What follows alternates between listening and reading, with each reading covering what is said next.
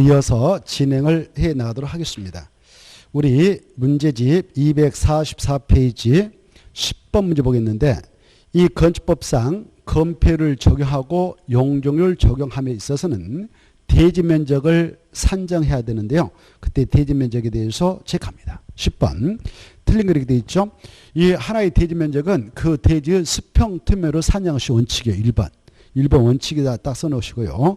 이 대지 수평투매라는 것은 이렇게 하나의 대지가 있다. 그러면 딱 이거 망을 쳐요. 망을 쳐가지고 물을 딱 담으면 나오는 면적이 있죠. 이걸 수평투매라 생각하면 되겠어요. 그래서 이게 하나의 대지로 확정됐다. 그러면 여기에 설령 구거가 이렇게 있어.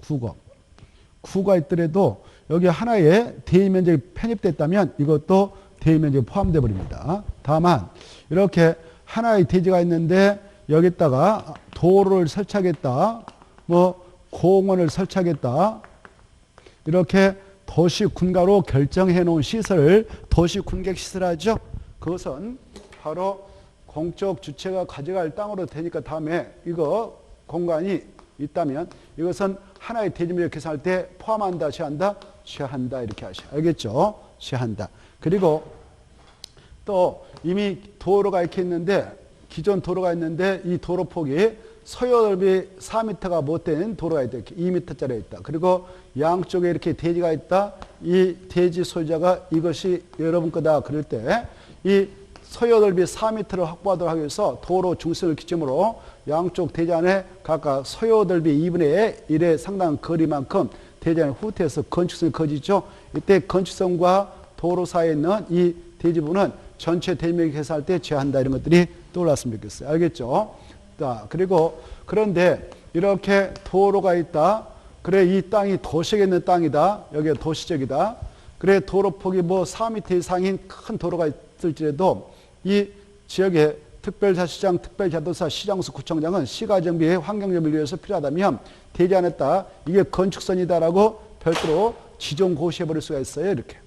이렇게 시장수, 구청장이 건축인에 신고해서 도시적인 땅의 경우 한해서만 최대 4m까지 후퇴해서 건축선을 지정고시할 수 있는데, 이렇게 지정고시한 건축선이 있다면 이 건축선과 도로 사이에 있는 이 대지 부분은 전체 대지 면적 계산할 때 포함한다. 이것 꺼라시고, 그 다음에 이 도로 모퉁이가 있다. 이렇게 이 대지가 있어요. 그때 이 도로가 4m 이상이고 8m 미만이다. 8m 미만, 4m 이상. 이런 도로가 교차하고 있는데 그 모퉁이에 이게 대지가 있다. 그때는 이 대지 안에 건축선이 후퇴해서 이렇게 거지는 경우가 있거든요. 이걸 도로 모퉁이에서 건축선이라고 그래. 도로 모퉁이에서 건축선이 거졌다면 이 건축선과 도로 경계선 둘러싸여 있는 이 대지 부분은 전체 대지면적 계산할 때 제한다. 이렇게 좀 대지면적 계산법을 이해해 두시면 좋겠어요. 알겠죠? 자, 그걸 바탕으로 해서 풀어보면 되겠는데요. 1번 맞고 2번 맞아요. 제한다. 그리고 그 3번은 포함이 틀렸어. 제해. 그리고 4번 제해 맞고, 5번 대지 면적은 건폐 용률과 관련이 있죠. 건폐를 밑에다가 이꼴로 해서 대지 면적분의 건축 면적 곱하기 100%. 아까 했죠. 용적률에다 줄 것이고 이꼴로 해서 분모에다 대지 면적, 분자에다 연면적 곱하기 100%. 그리고 연면적에다 화살표 꺼서 지주 PP채 이렇게 좀 써놓고 넘어가면 되겠죠.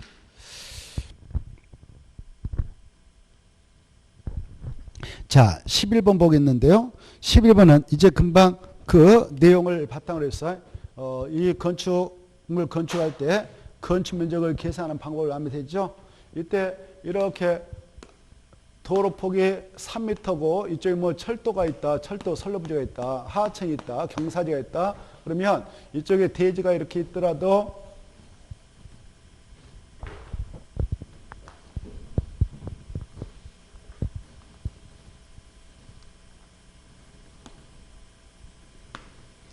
이 철도 뭐 이런 것이 있고 하천이 있다 그러면 서요 넓이의 몸치는 3m밖에 안 된다 그러면 이 도로 경계선 기준에서 대지 안쪽으로 강제로 얼마만큼 최대 후퇴해야 되냐? 서요 넓이의 상당한 거리만큼. 그러면 4m가 들어오죠.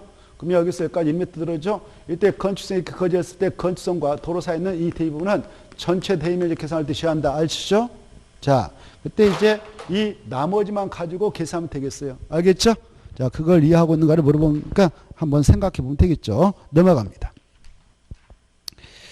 자, 그 다음에 246페이지로 갑니다. 10이면 갈피 쳐버리고 13번 보겠는데, 이 건축법상 바로 연면적을 계산하려면 하나의 건축물을 각층 바닥면적 합계니까 바닥면적을 계산할 줄 알아야 되죠. 또 용적을 계산할 때는 바로 대지 면적에 대한 연면적 곱하기 100%로서 하니까 연면적의 바닥면적 계산법 알아야 되겠죠. 그래서 바닥면적 계산법이 중요한데 틀린 거. 자, 1번 그 건축물을 건축할 때에 벽, 기둥 같은 구획을 넣어가지고 구획이 만들어진 건축물이 있다면 그 구획의 중심선으로 둘러싸는 부분은 수평태미로 바닥면을 계산하는 것이 원칙인데요. 구획이 없어요. 그러면 어떻게 하느냐. 지붕 끝 부분부터 안쪽으로 1m로 후퇴시켜서 그걸로 둘러싸인 부분은 수평태미로 바닥면을 계산하면 됩니다. 1번 맞고요. 2번 옥상 부분에 뭐 승강기탑이 있다 그러면 그 면적은 바닥면을 계산할 때 뺍니다. 맞고. 3번 이 필로티 구조본이 공동택 아파트 10대 다세대 1층에 있다 그러면 그 부분은 바닥면을 계산할 때 뺍니다. 그래서 산입한다가 아니라 산입하지 않는다 그래야 되죠. 그 다음에 그 4번 그 공동택의 지상층에 적용시설을 만들었다. 그것도 바닥면적 계산을 뺍니다. 그 다음에 5번 노대의 바닥은 난간 설치 여부와 관계없이 노대 면적에서, 그 말은 노대 전체 면적에, 노대 전체 면적이 30이다. 그러면 30에서 바로 노대가 접한 가장 긴 예백의 접한 길이에 1.5m를 곱한 값을 뺀 면적만 바닥면적 산입한다. 이해됐죠? 자, 그 다음에 이제 14번. 아까 했어요. 용적률 산정. 아까 용적 산정은 대지 면적에 대한 연면적 곱하기 100%. 그때 연면적에는 지주 PP 제한다고 그랬죠? 그래서 거기다 딱 한번 다시 한번 써놓고 이럴 때 다시 한번 써보는 거죠. 다 알고 계시지만 용적률은 대지 면적에 대한 연면적 곱하기 100%로서 산정. 이게 용적률 산정이라고 그래. 용적률 산정 것이 이 연면적에는 뭐가 있다면 제하는가? 약자로 그렇죠. 지, 주, PP. 지하층 무조건 지상 부속 용도 주차장입니다. 그다음 P는 안전구요. 대평화 제. 그래서 1, 지, 2 주차장 할 때 주, 3 마지막 P는 안전구일 때 P, 4 마지막에 대평화 할 때 P 해서 4개를 딱 묶어쳐 가지고 그것만 보고 5번 날려버리면 되죠. 15번 날려버리고 16번 하나 봅시다. 건축법상 다음에 건축물 용적률. 용적률은 이거 이렇게 물어보면 이거 다 대입하면 되죠. 자, 용적률 물어봤으니까 대지 면적 얼마인가 찾아보면 되죠. 2000. 그래. 2000 분모에다 쓰고. 그 다음에 이제 이 용적률 산정 연면적은 뭐만 계산하면 돼? 이거 있으면 빼요. 지하층 있으면 무조건 빼죠. 지상 부속용 주차장 있으면 빼버리죠. 그 다음에 피난 안정은 대평원이 있으면 빼고 나머지 그 바닥 잡기로 하면 되죠. 그러면 거기에서 동그라미 2번 지하라고 써진 거 날려버리고, 세 번째 동그라미도 지하라고 써진 거 날려버리고, 그 다음에 네 번째 동그라미 지상의 부 1층인데 주차용으로 쓰고 있죠. 주차장. 이것도 빼버리죠. 이제 이 용적률 산정용 연면적 계산할 때 마지막에 동그라미만 신경 쓰게 됐네. 지상에 2, 3, 4, 5, 6, 7층만 엄을 써서 사용하는데 그것을 바닥 면적 합계로서 이 연면적 계산하면 되죠. 그러면 어디 6, 8은 48. 4,800이 분자로 들어가네. 오케이? 그러면 여기 약분하면 480이 분자에 남고 분모에 2가 남네요. 480을 2로 나면 2는 4, 2, 4, 8, 240이죠. 답은 1번. 넘어가시고 그 다음에 17번. 이 17번도 똑같은 내용을 바탕으로 해서 이해하고 있는가를 물어보는 건데 이때 이 용적률 산정을 하려면 바닥 면적 계산하는 법도 알아야 돼요. 그렇죠. 자, 그때 그거 보니까 야 이때 증축 하나 최대 면적 얼마냐 이렇게 물어봤죠. 이 다세대인데 건축물이 2, 3층은 주거 공간이다. 2, 3층은 100백인데 주거 공간. 그 다음에 경사진 형태 아래 다락이 있다. 경사진 형태의 다락이 있다면, 경사진 형태 지붕 아래 다락이 있다면 다락의 친구가 1.8m 이하면 다락 면적은 바닥 면적 계산을 빼버리죠. 자, 만약 굴뚝 있다면 굴뚝도 바닥 면적 계산할 때 빼는 거예요. 그래서 이제 이 용적률 산정용 연면적은 얼마밖에 안 되냐? 바로 용적률이 200이네. 200이니까 200이 그 대지가 지금 얼마냐 대지가 대지 면적이 어디 갔나요? 200이네요. 대지 면적이 200인데 용률이 200%라는 것은 그것을 2배까지 연면적 확보할 수 있다는 말이죠. 그러면 200이니까 400까지 잡을 수 있죠. 근데 이미 확보되어 있는 것이 바로 200 확보되어 있네요. 그렇죠? 200이 아니라 저기 주민 공동설도 포함하니까 240 얼마?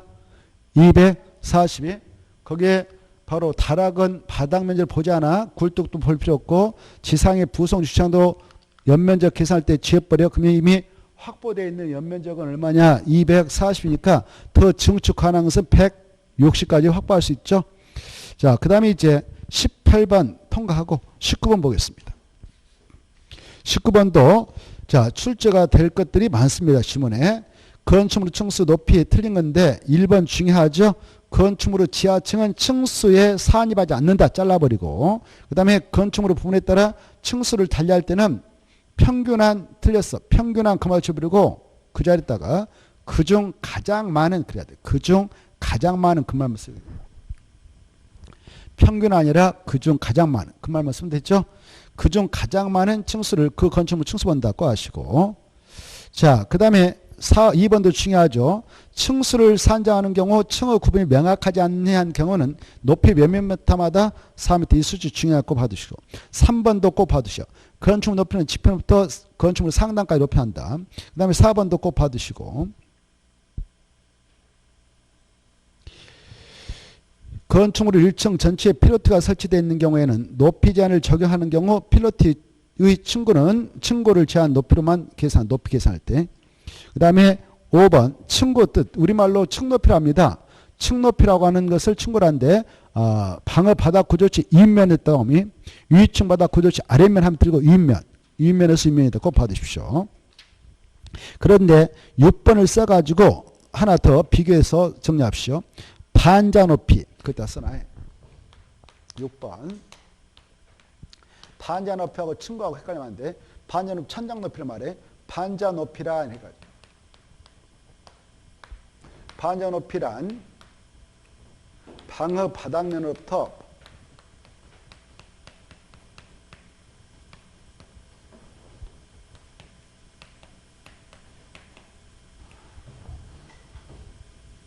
반자까지 높이란다.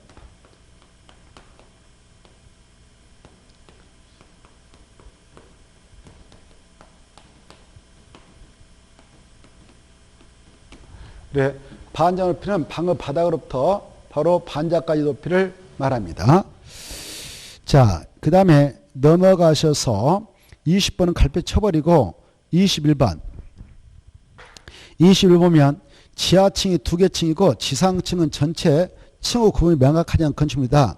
근데 건축물 바닥은 600인데 그중 300쪽의 부분은 높이가 12m, 나머지 300쪽에 해당하는 부분 높이는 16m다. 이 건축물의 층수는 이렇게 되어 있죠. 자, 이래 보니까 지상은 건물의 층의 구분이 명확하지 않고요. 지하층은 2개층으로 되어 있죠. 집당 속이요. 지표면 아래. 그래 지하층입니다. 지하층 2개 있어요. 그리고 층의 구분이 없어 지상층. 근데 여기 이거 전체가 600인데 300에 해당하는 부분 높이 12m, 300에 해당하는 부분 높이 16m. 이때 이 건축물 높이는 이렇게 되어 있는데 층수가 어떻게 되냐 그러면 지하층은 건축물 층수 계산할 때 취한다고 했죠. 그 다음에 건축물로 층의 구분이 명확하지 않으면 건축물 높이를 재가지고 높이 4m마다 하나층으로 계산하니까 여기는 3층이 되어 있죠. 여기는 4층이 되죠. 그래서 이때 이제 건축물의 각 부분에 있어서 층수를 달리하고 있네요. 그러면 그 중 가장 많은 층인 4층을 그 건축물로 층수 본다. 그래서 이 건물은 4층 시야다. 자, 251페이지 1번. 이 건축법상 건축물을 건축에 들어갈 때에 우리는 허가를 받는 경우가 있고 신고를 하는 경우가 있어요. 그중에 허가 대상 건에 한해서는 정시로 허가를 신청서 내기 전에 미리 신중을 기할 수 있도록 대지 준비해서 이 대지 따라 건축법상 또 관계 법령에 따라 이런 건축물이 법적으로 허가받아 건축할 수 있어요. 또 허가받기 위해서 뭘 고려해야 돼요? 이런 걸 알아볼 수 있는 절차가 있죠. 이걸 사전결정 신청이라 하는데 이 사전결정 신청은 허가 대상만 인정하고 보통 허가 대상은 3층 이상인 것들의 층수가 도시겠다 뭐 200 연면적 200종 이상으로 진다. 그럴 때 일반적으로 건축허가 대상인데 3층 이상이면 무조건 허가 대상에 생각하면 되겠어요. 그런 허가 대상권에 대하여 건축허가를 신청하기 전에 미리 허가권자한테만 하는 거 이거 허가권자한테 신청을 할 수가 있는 것이죠. 허가권자 뜻을 알아야 돼요. 허가권자는 7명 있죠. 그 땅이 저 수원시다. 그러면 수원시장만 허가권자가 되고 경기도에서는 절대 아니에요. 충청남도 천안시가 있다. 그러면 충청남도에서 절대 허가권자 아니고 충남도에서는 시는 시장, 구는 군수가 허가권자다. 이거 아셔야 돼요. 알겠죠? 창원시가 있다. 경상남도가 있다. 그러면 창원시장만 시장이 허가권자지 경남도에서는 절대 아니다. 이런 거 아셔야 돼요. 허가권자 7명. 세종은 무조건 특별자치장, 제주는 무조건 특별자치도사, 팔도는 시장, 군수, 서울특별시가 6대광역시만 이원화되어 있다. 그 중소형은 자치구청장, 큰 것은 특별시장, 광역시 이런 것들 떠올려야 되죠. 자, 그걸 바탕으로 해서 문제 들어갑니다. 옳은 거. 1. A도 B시에서 A도 B시면 A 도의사가 있고 B시장이 있는데 누가 허가권자다? B시장이 허가권자예요. 그래서 B시장한테 사전결정을 신청해야 되겠죠. A 도의사가 틀렸어. A 도의사는 허가권자 아니거든. 그래서 A 도의사를 지워버리고 B시장.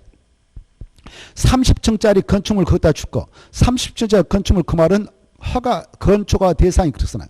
건축 허가 대상이 이렇게 30층짜리.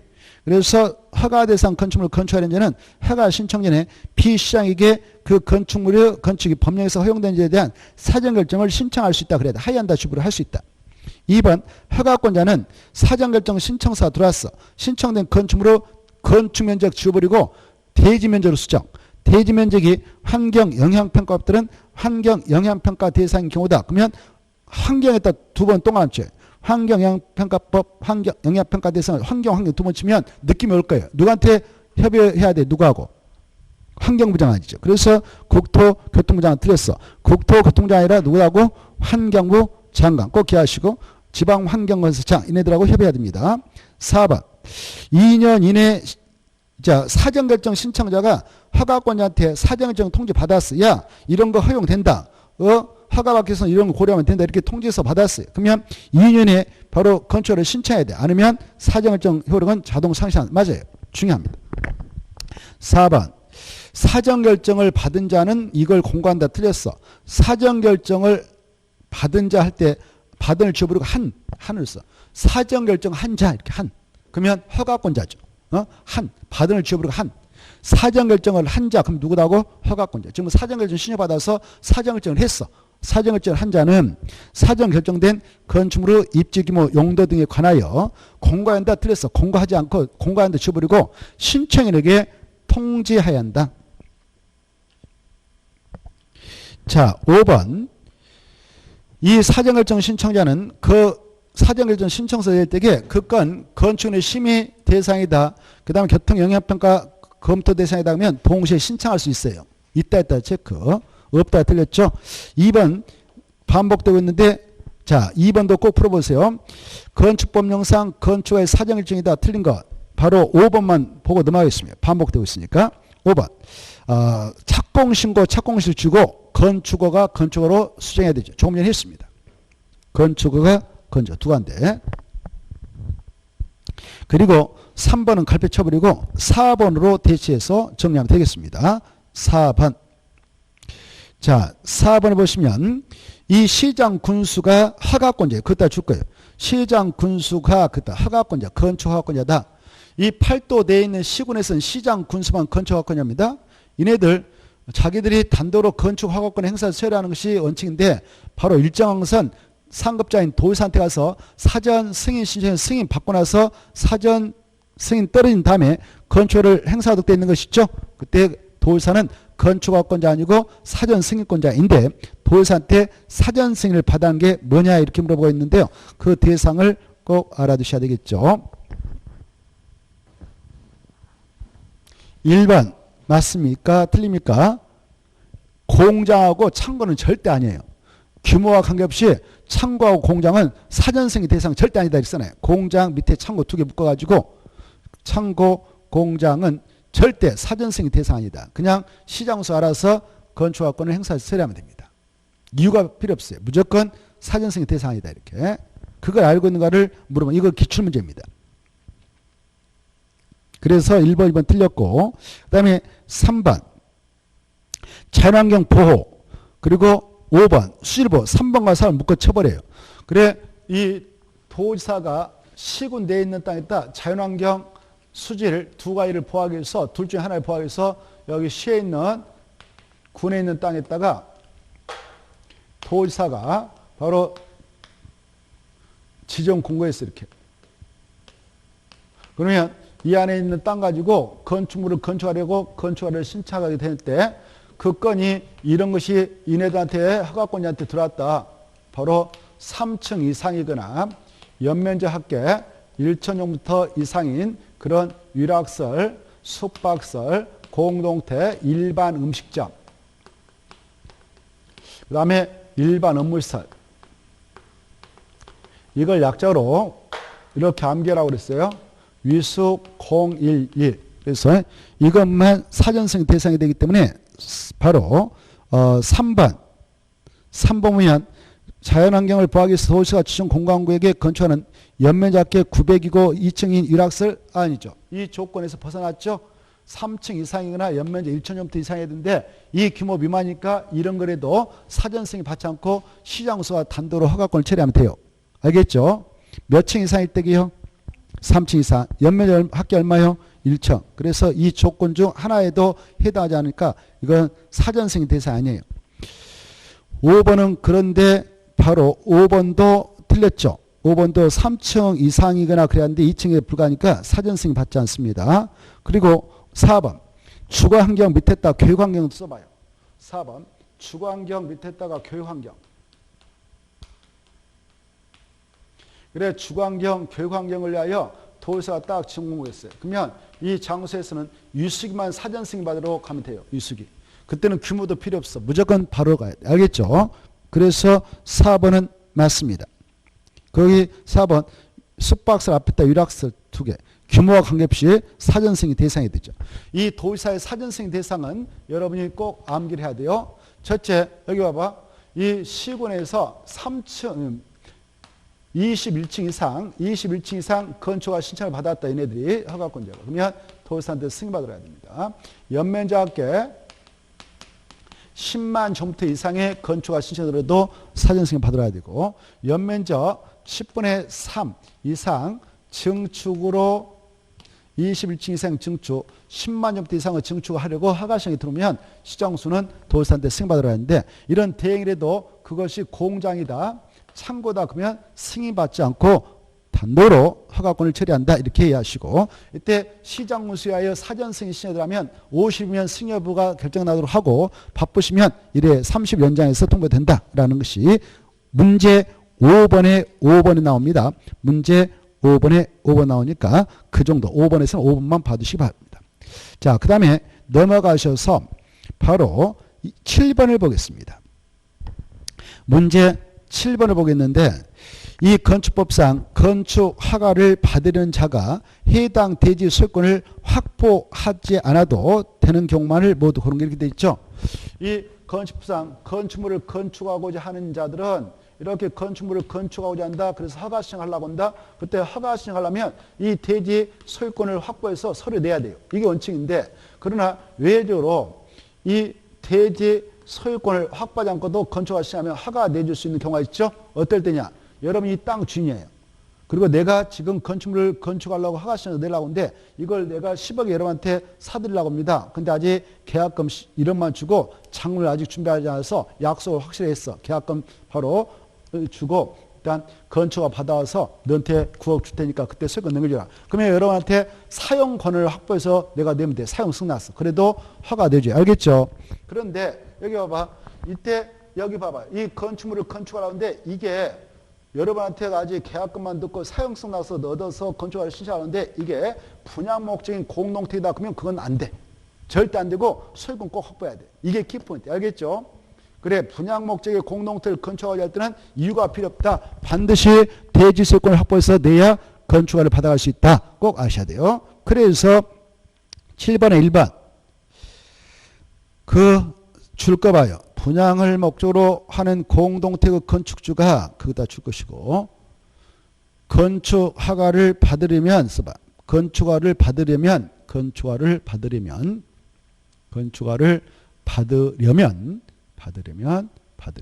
반드시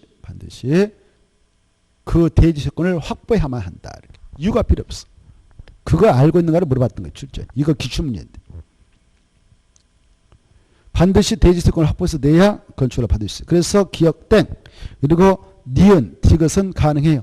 자, 그래 건축주와 집합건물의 공용부분을 변경하게 하여 집합건물의 소유물 관련 법률에 따른 결의가 있었음을 증명해서 냈다 그러면 바로 허가 받아갈 수 있고 특히 디귿 건축하는 대지에 포함된 국공지에 대하여 허가권자가 해당 대지 관리청이 해당 토지를 건축주에 매각할 것을 확인했다. 그때도 가능합니다. 자, 그 다음에 8번. 자, 이 8번면 건축법령상 공유 대지 등의 건축에 관한 설명 틀린 거 이거 오타가 나와서 그런데 8번에 1번과 3번이 답이에요. 그래서 1번과 3번 틀렸으니까 8번에 1번 3번을 수정해서 공부해야 돼요. 자, 이런 겁니다. 이렇게 대지가 있어. 근데 이게 오래된 건축물이 있고 집합건물로 소유물 관한 법률에 따라 그 적용 대상이 집합건물이에요. 여기에 구분 소유자가 10명 있다고 가정해봐. 10명 있는데 10명 이 대지는 공유로 돼 있어. 10명 거 공유로 돼 있어요. 공유로 돼 있어. 대지가. 지붕이니까 10분의 1씩 가지고 있어. 땅에 대한 지붕이니까. 그럼 보세요. 이거 오래됐어. 오래되면 노화돼서 이걸 해체해야 된다. 해체해서 종전보다 더 크게 좀 뭐라고 그랬어요?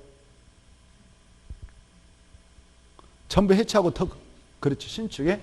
그 다음에 종전에 이 기존시설을 싹 철거하고 그 종전 규모 범위에서 다시 추정 뭐예요? 대축이. 이게 이번에 같이 천재변이 물량이 나서 바로 여기서 산사태가 나서 밀어버렸어요. 그래서 끼렇게 했어요. 그러면 천재변이 발생해서 제로 무너졌죠. 멸시됐죠. 이걸 종전의 규모보다 더 크게 진 뭐예요? 연면이 더 크게 되면 신축이. 종전 연면을 범위에서 다시면 재축. 이런 거 하려고 그래요. 또 리모델 하려고 그래요. 그럴 때에 이 땅 주인 10명이 다 찬성해서 그래 돈 내자. 1인당 10억씩 각출해서 100억 만들어서 하자. 이렇게 할 수도 있죠. 근데 마음이 다 다를 수 있죠. 그때 이럴 때는 이 구분 소유자 중 80% 이상이 동의한 자의 그 지분이 전체 대지 면적 지분 대비 80% 이상이면 바로 20% 미달된 대지 지분 확보하지 못해도 그거 하더라도 허가 시하면 허가 내주겠다 이렇게 하고 있어요. 얼마요? 80. 그래서 1번 50, 50을 지워버리고 80, 80. 이때 이제 80을 확보해가지고 건축허가 신청했어. 허가 내었어. 그러면 허가 받았던 세력이 아까 반대했던 세력이 야 팔고 나가라고 법원에다 매도 청구할 수 있어요. 매도 청구는 법원에 따는데 항상 법원으로 달려가기에 전에 하게 되는 것이 당사자의 합의가 좋아요. 뭐가 좋다고? 합의. 그래서 우리 법에서도 야 법원 오기 전에 동그라미 2번 읽어보시고 3번 야 법원 오기 전에 미리 3개월 산 좀 협상을 하고 와라 이렇게 하고 몇 개월이요? 3개월. 그래서 30이 틀렸어. 30일이 아니라 3개월. 3개월 이상 좀 협의해보고 그래도 안 되면 매도 청구 소장 들고 와라 이런 의미예요. 그것만 받으시고 그 다음에 4번 5번은 읽어보시기 바랍니다. 그때 그러면 이제 매도 청구해가지고 그 친구들 시가대로 2번에서 줄 거 봐요. 시가 2번 두째 줄 2번에 시가란 말 꼭 가요. 이때 팔고 나가 그때 그 가격 어떻게 결정나가요? 시가. 자, 이 시가를 결정할 때 5번 공유주물 감정평가액은 허가권자가 추천한 감정평가법인 등 2명 이상의 평가한 금액을 가지고 산수평에서 정합니다. 자, 그 정도 보시고 그 다음에 9번 이 9번도 391쪽에 있는데 건축법령상 건축 신고 대상이 있어요. 우리 일반 사람들이 건축할 때 신고 대상 신고서 내고 신고서 수리하면 수리권자가 우리는 신고증 나와요. 나오면 그때 1년에 공사에 들어가야 되고 안 그러면 신고이러면 자동차가 없어지죠. 다만 건축주가 신청해서 정당한 사회에 착수기간 연장받을 수 있는데 1년에 범위에서 연장받을 수 있어요. 자, 이때 신고 대상이면 우리는 허가 받아야 돼. 건축가. 신고 마쳤다면 건축하는 받은 거 간주합니다. 그리고 국토협상 개발의 허가도 받은 걸 보죠. 자, 그런 신고 대상의 건을 우리는 300 기본서 91쪽에서 여러분들 그 내용이 박스 안에 있는 것들이 그려져야 돼요. 신고 대상이면 허가 대상이거든. 그래서 신고 대상인 건축이라든가 대수원, 자, 그 바닥 면적 합계 85제곱미터 이내의 증축, 개축, 재축한다. 그때는 신고하면 돼. 이 규모를 초과해서 증축, 개축, 재축 할 때는 허가 받아야 돼. 그 다음에 그 땅이 비도식인 관리적이다, 롱램적이다, 차는 보증인데 그 연면적 200제곱미터 미만이고 동시효권이에요.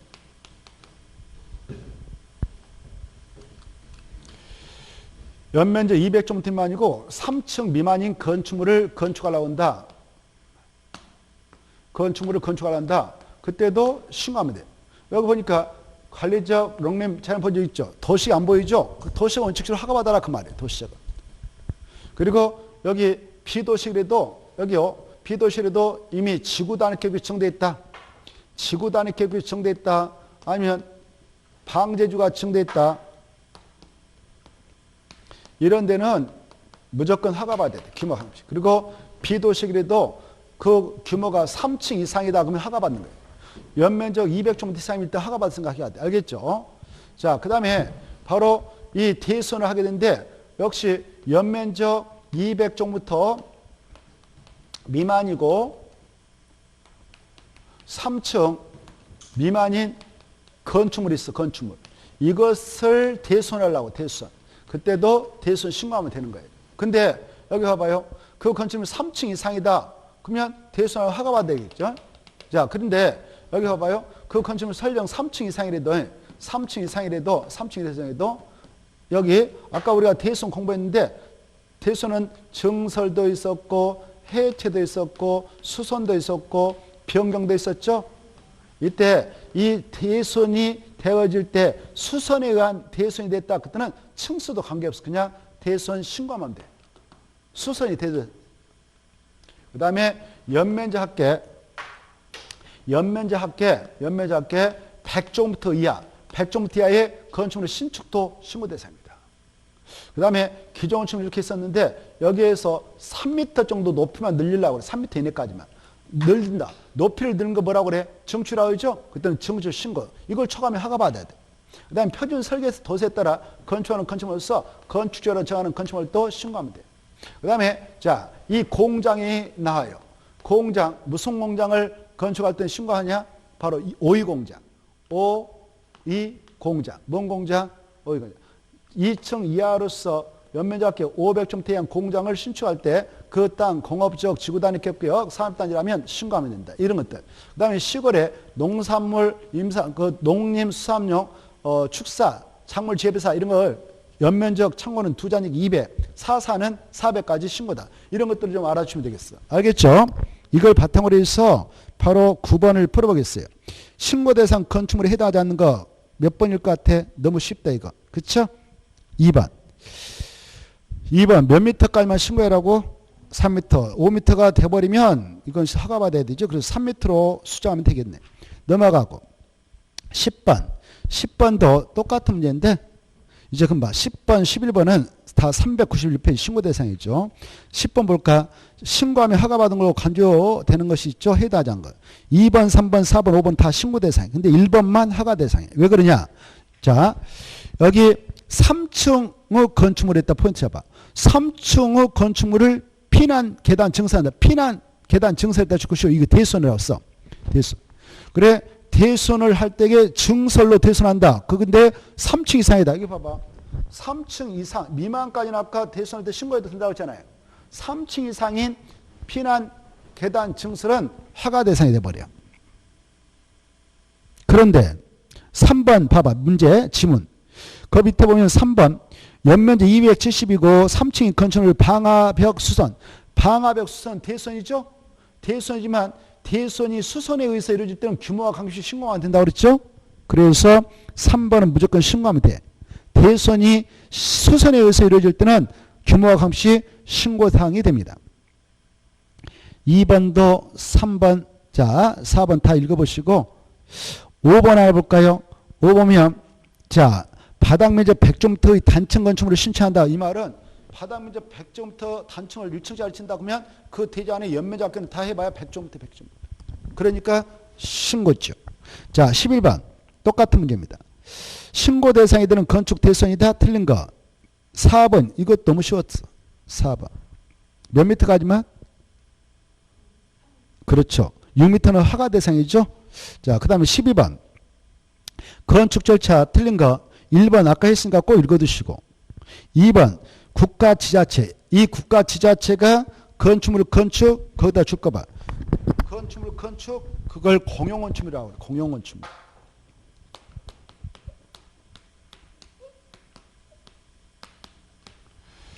그래 국가 지자체가 건축하는 건축물을 공용시하는데 이 공용건축물은 우리 국민들과 똑같이 취급하잖아요. 우리는 허가받고 신고해야 되잖아요. 근데 얘네들은 협의한다 그래. 뭐 한다고? 협의. 그래 허가권자하고 건축 협의하면 허가 신고 다 받은 거 간주합니다. 그런 특례를 인정하죠. 그래서 2번 맞아요. 그 다음에 3번. 이 3번 중요하죠. 허가권자는 숙박 쓸 때 숙자 앞에다가 유락설도 써봐. 그래 숙박설이라든가 유락설 두 가지 암기해야 돼. 유숙이라고 하죠. 유숙이라는 건축물을 허가하는 경우 주거환경 밑에다 또 하나 써봐. 교육환경. 주거환경, 교육환경 등 주변 환경을 고려할 때 부자가 인정하면 건축의 심을 거쳐서 건축을 하지 않을 수도 있다. 맞아요. 그거 하고 꼭 알아주실 게 있습니다. 자 일단 그 점을 보고 그 다음에 또 4번. 그래 3번과 4번 묶어쳐서 3번과 4번 묶어쳐서 건축 허가 거부 가능 대상. 건축 허가 거부 가능 대상. 그래 두 가지밖에 없어. 3번하고 4번. 허가권자는 방제지구 밑에다가 또 하나 써봐요. 재해 위험 개선지구. 그래 방제지구라든가 재해 위험 개선지구다. 이 두 가지 지구. 이 지구에서 건축하는 건축물이 지하층에 따라 포인트 잡아. 지하층을 주거용에 따라 포인트 잡아요. 주거용으로 하는 것이 정말 부자하다 인정되면 이 여름에 물 나갈 때 어디부터 덮친다고 그랬어? 지하층부터. 그래서 지하층에 따라 주거용을 넣겠다. 그것도 정말 산사태 우리가 있고 상습 침수 우리가 있어 걱정돼 가지고 지금 그 장소를 관리하려고 방제지구다 정해놨어. 자연재해 위험 개선지구다로 자연재해 위험 개선지구. 자연재해 위험 개선지구다로 정해놨는데 자연을 하나 더 써서 자연재해 위험 개선지구라고 정해놨는데 거기에 있는 땅 중에 거기다 건물 지겠다라고 허가신이 들어오면 설계도면 보고 오 이거 지하층에 주거용으로 쓰겠다라고 뭐 거실 공간이 보인다. 그러면 안 되겠다. 이거 허가 안 내줘. 이렇게 해도 할 말 없는 거예요. 자 그래서 지하층을 주거용으로 사용하는 것이 부자바다라고 인정하면 건축원의 심의가 있어서 건축허를 하지 않아도 합법적이다. 5번 건축허를 받은 자는 허가 받은부터 2년에 들어가서 공사를 해야 되죠. 그래서 1년 틀렸어. 1년이 아니라 2년 쓰고 2년 옆에다 가르고 공장은 3년 가로 닫고 그래서 공장이 아니면 2년 공장은 3년 규모가 크니까 3년값 하죠. 그 기간 내에 안 들어가면 바로 허가를 취소해야 한다. 해야 한다. 만약 정당한 사유였으면 몇 년 착수가 연장할 수 있냐? 1년. 이렇게 좀 생각하시고 13번 건축과 건축신고다 옳지 않는 것. 바로 1번, 2번 묶어쳐요. 작년에는 2번이 함정 나왔죠. 1번, 2번. 이 건축 허가를 받아갔어. 그래서 아까 앞에 봤던 5번 질문에서 2년 공장 3년 안 들어가면 착수가 연장 못 받을 허가 취소하죠. 취소 면허하면 들어가면 돼요. 들어가고 착공시고 내고 공사를 하면 되죠. 근데 공사를 중단할 수도 있죠. 그때는 현장에 대한 안전조치를 꼭 취할 의무가 있습니다. 1번에서 해야 한다. 2번 이에 대한 의무를 이행하지 않을 것에 대비해서 돈을 미리 예치할 수 있죠. 예치금을 걸게 할 수 있죠. 그 대상은 연면적 1,000제곱미터 이상으로서 건축공사를 몇 퍼센트 예치할 수 있냐? 1% 수치 암기. 그 다음에 3번 4번 묶어쳐가지고 3번은 아까 4번 아까 했고 4번 보세요. 이 협의한 건축물 그것다 줄 거야. 4번 협의한 건축물이라는 것은 3번하고 4번 한 묶으면 묶어쳐요. 협의한 건축물은 공용건축물이 공용건축물 그것다 쓰나 뭐라고? 공용건축물. 공용건축물은 우리 일반 국민과 같이 바로 건축공사 다 끝나고 나서 사용승인 받을 필요 없어. 사용승인을 받을 필요 없이 통보하면 돼. 통보. 뭐만 하면 된다? 통보. 마지막 나왔죠. 건축물 공사가 끝난 경우는 지체 없이 허가권자에게 통보만 하면 된다. 뭐만 하면 된다? 통보. 그래서 사용승인 받지 않는다 이거죠. 5번 틀렸습니다. 자, 건축 신고에 따라 신고를 한 자가 신고일부터 몇 년에 공사에 들어가자면 신고일은 없었냐? 1년. 그래서 2년 틀렸고 넘어갑니다. 넘어가서 15번. 이 15번은 388쪽부터 389쪽 있는데 출제가 유력시됩니다. 자, 건축 허가 취소 그리고 뭐 착공 제한 뭐 이런 것들이 쭉 나오죠. 이따 그 건축과 제한 파트 이따 들어가고 일단 15번 했던 것이 반복되고 있으니까 가볍게 빠른 속도 체크하겠습니다. 1번 건축위원회 심의를 받은 자가 심의 결과 통지받은 2년에 됐고 2년에 건축을 신청하냐면 건축위원회 심의 효력도 상실. 아까 사전결정 통지받고 나서 2년에 건축 허가 시작하면 사전결정 통지 효력도 상실되죠. 그 2년이 여기하고 똑같아요. 그 다음에 2번 아까 했고 2번 했고 3번 자 그때 동그라미 2번과 3번을 묶어 치세요. 동그라미 2번과 3번 이때 2번 이어서 3번으로 가요. 허가를 받은 날부터 2년 이내에 2년이란 말 옆에 있다. 공장은 3년 써요. 공장 3년. 2년에 공사에 착수하지 않으면 허가권은 그 허가를 취소해야 한다. 할 수 있다가 틀렸죠. 필수예요. 필수. 아까 했죠. 그 다음에 4번 아까 했고 자 맞고 5번도 아까 했습니다. 꼭 읽으시고 16번 통과했대고 17번과 18번을 보겠습니다. 자 17번 건축허가 제한이다. 틀린 거. 이것은 출제 유리시대 389쪽에 있는데 기본서 이 건축허가 제한 밑에다 착공 제한도 써놔요. 그래 이 건축허가도 제한할 수 있고 허가받은 건축물로 착공도 제한할 수 있죠. 그때 그 내용은 출제가 유리시되니까 꼼꼼하게 체크해서 알아주셔야 돼. 이렇게 건축허가를 제한하든 착공을 제한하든 제한자는 국토교통부장하고 그 다음에 특별시장, 광역시장, 도의사가 제한자죠. 이때 이 국장은 제한할 때 허가권자 거 다 제한할 수 있어. 허가권자 7명이 다 자기보다 하급자죠. 근데 이 특광 도의사는 구청장 거, 그 다음에 시장 거, 시장 군수. 자기보다 하급자가 그네들이 있거든. 그래서 허가권자 중에서도 시장, 군수, 구청장 것만 권한을 제한할 수 있습니다. 얘네들은. 이때 국토교통부장은 허가권자의 건축과 착공을 제한할 때에는 직접 국토관리상 필요하면 직권으로 제한할 수 있고 다른 부서의 장관이 요청해야 돼. 장관이 18명 계신데 자기만 직접 제한할 수 있고 다른 부서의 장관은 제한을 요청할 수 있어요. 요청. 장관만 요청할 수 있습니다. 주무장관, 국방상 국방부 장관이 또 국민경제상 기획재정부 장관이 환경보존상 환경부 장관이 환경보존상 교육부 장관 이런 장관만 요청할 수 있어요. 요청받아서 국장이 건축허가권자의 허가를 제한하든 허가받은 건축물 착공을 제한하든 제한할 때는 제한하게 되는 사유, 지역, 그 건축물 용도, 기간 이런 것들을 상세히 정합니다. 그래 제한 내용을 상세히 정해서 이걸 허가권자한테 통보해주면 허가권자가 그 내용을 권고한다. 이때 중요한 것은 제한기간이에요.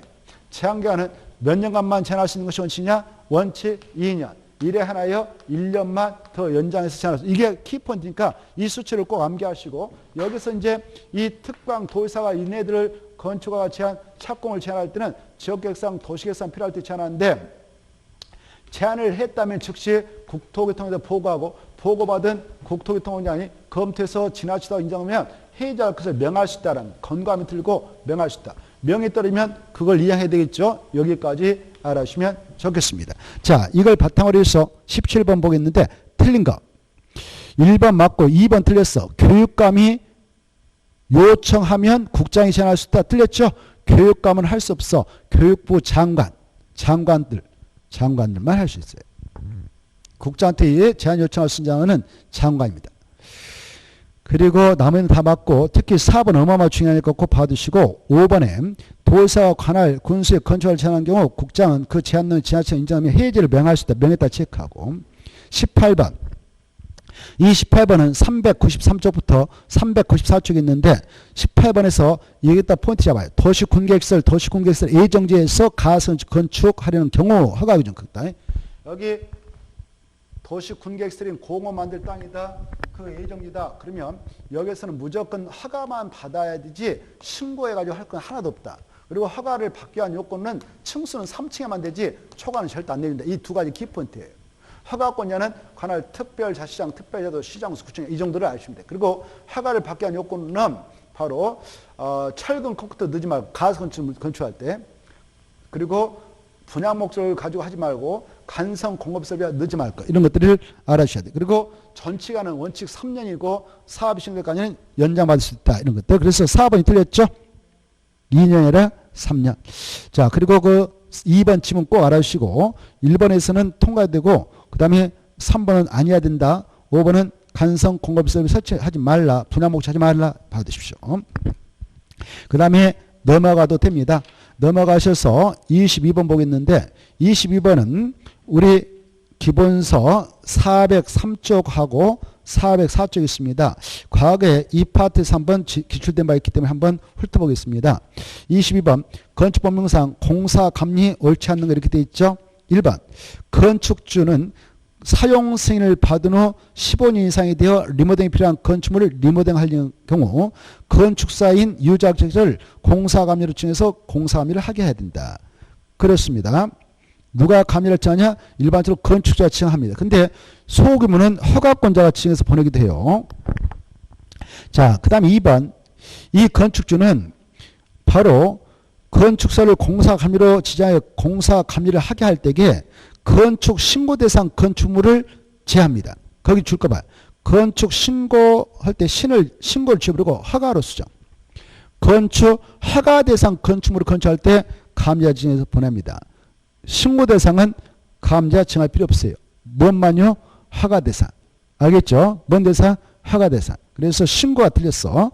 신고 대상은 감리자 지정을 할 필요 없어요. 아까 규모가 적으니까 콩만이니까. 자, 그래서 허가 대상일 때 공사감리를 지정해서 투입합니다. 그 다음에 3번 이 건축주는 다중형 건축물을 건축하는 경우로서 그때 마지막에 바로 나머지 읽어보십시오. 그 중요한 거 아니고 4번과 5번을 묶어 쳐놓으세요.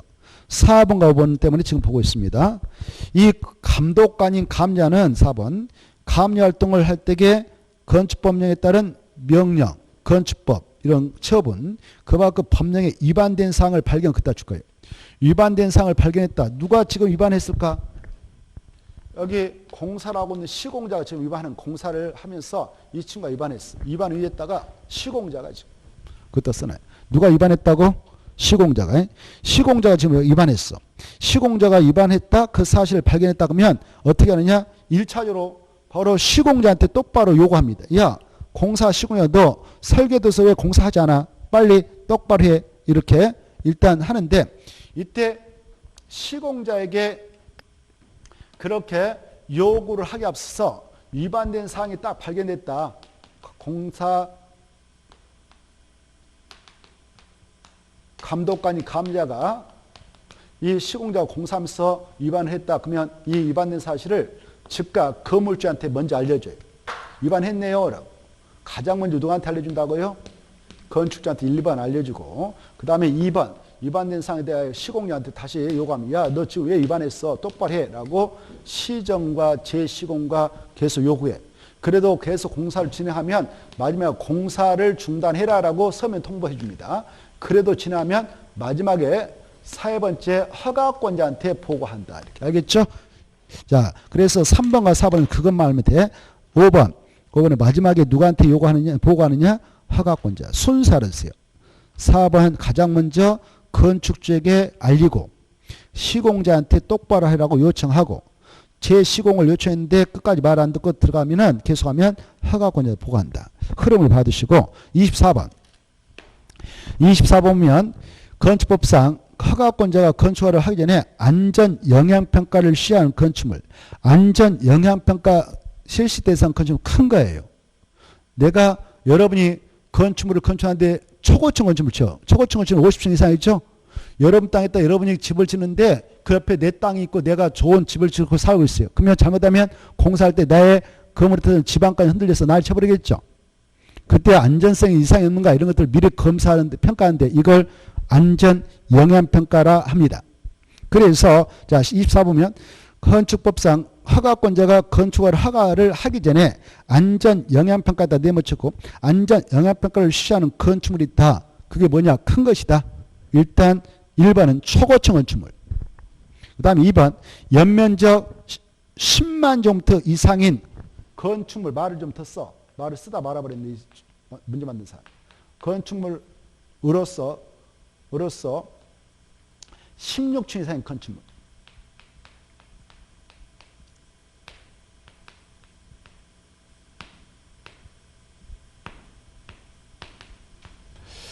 이 말까지 붙어야 돼. 알겠죠? 연면적 합계 10만 제곱미터 이상인 건축물 몇 층 이상 건축물이라고요? 16층. 이런 것들이 안전 영향평가 대상 건축물이다. 그래서 두 가지 초고층 건축물이라거나 연면적 10만 제곱미터 이상인 건축물로서 층수가 16층 이상 건축물이 안전 영향평가 실시 대상 건축물로서 해설도 틀렸으니까 해설도 수정해서 공부하세요. 알겠죠? 넘어가시고 그 다음에 25, 26번 안 풀어봐도 되겠고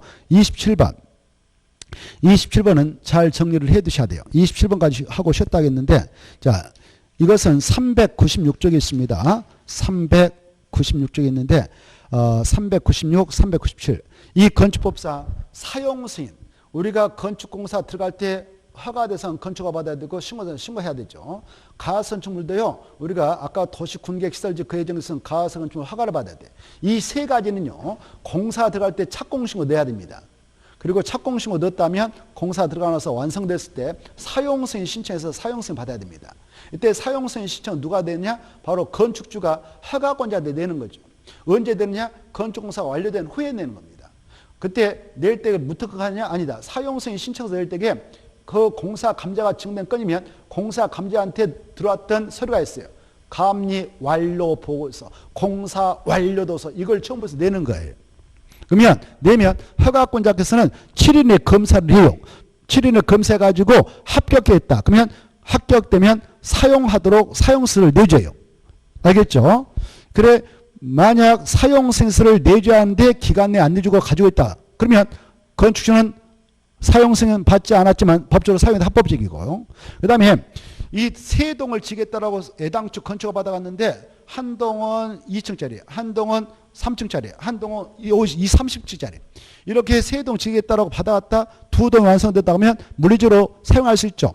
그랬을 때 이것은 바로 임시 사용 승인을 건축주가 신청해서 바로 임시 사용 승인을 받으면 정식 사용 승인 받지 않고도 사용할 수 있는데요. 임시 사용 승인과는 2년을 원칙으로 하되 그 옆에 있는 대형건축공사, 안마공사 할 때는 그 기간을 연장받을 수가 있다. 그리고 이 사용 승인을 받으면 국토법상 중검사 받은 거 간주합니다. 그리고 사용 승인을 받으면 그 건축물에 바로 그 하수도법에 따른 개인하수 설치공사가 이루어졌다면 그 하수도법에 따른 그거 설치공사 중검사를 받은 거 간주해요. 또 대기오염물질 배출시설이 설치된 건축물이면 그걸 가동할 때 신고하는데 가동 개시 신고한 걸로 간주합니다. 그리고 공간정보의 구축이 가능한 법률에 따른 그 지적공부 등록사항이 있다면 등록사항 걸로 간주해버리는 거예요. 이렇게 이런 것들을 정리하면 좋겠는데요. 27번 옳은 것. 1번은 끝에 이전에 이 말 틀렸어. 완료 이전에 할 때 이전이 아니라 이후에 공사 완료 이후에 공사 감리자에게 틀렸어. 공사 감리자에게 그 말 주고 허가권자에게 그 건축물 전체 사용승인을 신청한다. 이렇게 2번 맞았어요. 3번 없다가 아니라 있다예요. 4번 자 사용승인 신청을 위해서는 공사 감자가 작성한 틀렸어. 공사 감자할 때 시공자로 되어 있는데 시공자 주어버리고 감리자로 수정해. 공사 감자가 작성한 감리 중간 주어버려. 완료. 감리 완료 보고서하고 예정도서 할 때 예정을 주어버려. 예정을 주고 완료. 공사완료 도서 이렇게 완료 첨부합니다. 그 다음에 5번 바로 사용승인서 교부 전에 공사 완료된 부분이 여러 가지 기준에 적합한 경우 허가권은 직권으로 임시 사용 승인할 수 있다. 틀렸어. 직권으로 그 말 지워버리고 그 자리에다가 건축주의 신청에 의해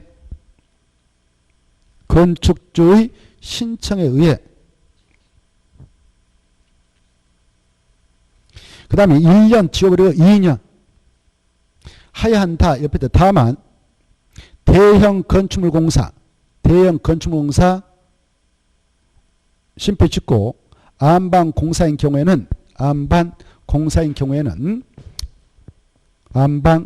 경우에는 그 기간을 연장할 수 있다. 그 기간을 연장할 수 있다. 여기까지. 그 기간을 연장할 수 있다. 여기까지 하고 쉬었다 하죠.